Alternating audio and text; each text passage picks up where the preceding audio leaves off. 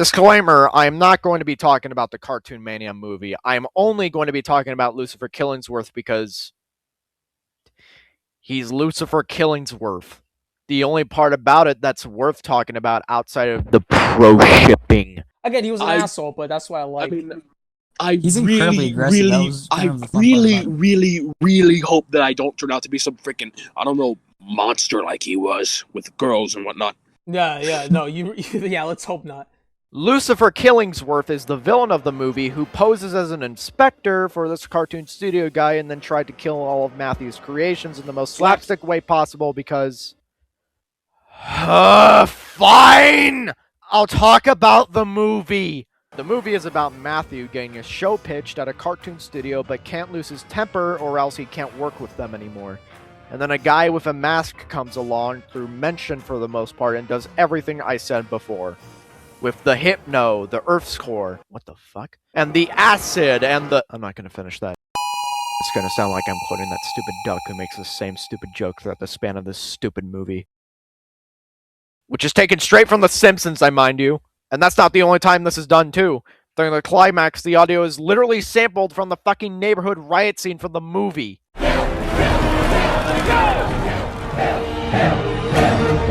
As if the Earth's core thing wasn't batshit enough, we've got this plagiarism stuff and Lucifer Killingsworth. Speaking of which, yeah, he's the mask guy. Shocker. Matthew gets pissy pissed and then to cool himself off, he goes to the kitchen to choke SpongeBob. I especially like to kill SpongeBob. That makes me feel better. Then he ushers him to the exit. The characters' hearts sank and they were breathless. Then emotional shit happens and Lucifer kidnaps the two tiger characters that weren't important till this very scene.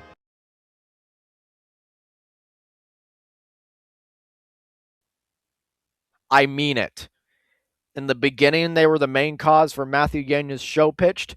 They prank him and he gets angry and then they don't show up for the rest of the movie. Honestly, good. I hated them.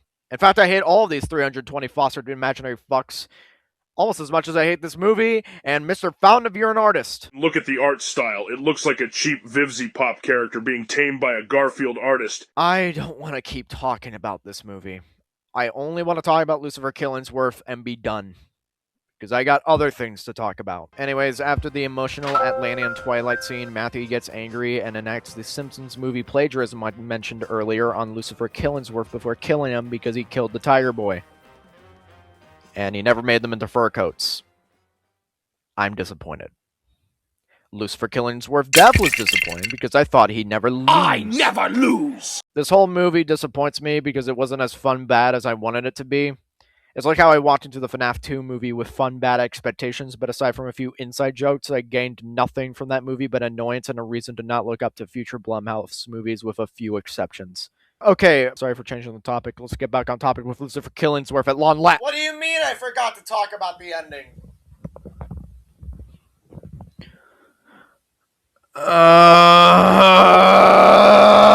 Matthew keeps his job and they live happily ever after. There, happy. I fucking hate this movie and Matthew because he wants his future wife to be a little more younger. Let's just move on.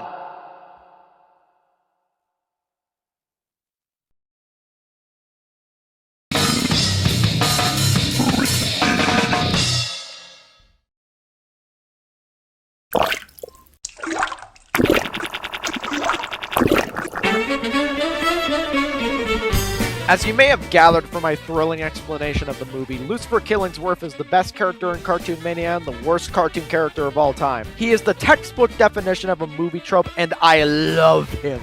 I'm not even gay, and he makes me gay. The cliche villain design, the generic name, my brother in Christ, the name. Lucifer Killingsworth? Really? That's the best name you could come up with for this angry video game nerd without the glasses when he was a kid looking dude? Oh, a fucking piece of dog shit. Really? Lucifer fucking Killingsworth? Screw it, why not? His first name is an obvious allusion to the fallen angel Lucifer, or, you know, Satan. And his last name is something that's already on display for you to develop an idea for the thought process behind him. Anyways, what's his deal? Why does he do what he does in the movie where he does his thing? Money. Yeah, As if the name wasn't already the most generic thing to come out of the movie, his motivation is almost on the same level. In fact, everything he managed to pull off is mind-boggling. How the fuck does he know the characters and their abilities? How does he know Matthew got a job at the cartoon studio? Oh wait, never mind. The movie potentially cleared up a plot hole. I overheard you telling your friends about how you wanted to get a job in animation when you grew up. That's when I got the idea. I knew that the first animation department that you would go to was the one that you lived closest to. Congrats, you boosted the score up from a 1.068 out of 10 to a 1.069 out of 10. Wow. Okay, back on topic. In Matthew's youth, they held an art contest in his middle school, and both Lucifer and Matthew competed for the Grand $1 Million prize. Matthew drew himself in different abstract ways. One of the main things we know about Squidward is that he is such a self-obsessed narcissist who glorifies himself in all of his art. And he managed to win. Meanwhile, Lucifer loses, which I thought he couldn't because Matthew wants them a little more younger, snitched out to the judges how Lucifer just printed out the Mona Lisa. I mean, fair. Cheating bad and all that. But when the prize is a fucking $1 million, someone's gotta cheat their way up to the top spots. Hell, why is $1 million the grand prize anyway? For a middle school contest, no less. Do middle schools even do that? No. If Lucifer wasn't snitched on, he would have won because he did mention that Lucifer was close to doing so. But also because he never loses. You know, I'd like to imagine this flashback scene that he was just showing off his scar to everyone at the contest for no reason. I mean, I get it exists because Matthew was just describing him, but I still find the thought funny regardless. And then Lucifer becomes the son of the mask and does the antics I've described 3 times now, so you get the gist. The only build-up was that his debut made his design give off bad guy vibes. The mask stuff happens, and then the antivirus note leads to the least obvious plot twist stuff. Then the Tigers and Simpsons audio stuff, and then he dies. Guy is psychotically generic throughout the movie and is the best character mostly because he makes Matthew's life miserable and he almost kills him in the end, so in our hearts, he won. His impact in the movie led to Matthew giving me a little more reasons to hate him disappearing for a few years before coming back in 2022. So although the gap was short, Lucifer at least sacrificed himself to temporarily be rid of the belly-dancing fetishizing beast for a good few years.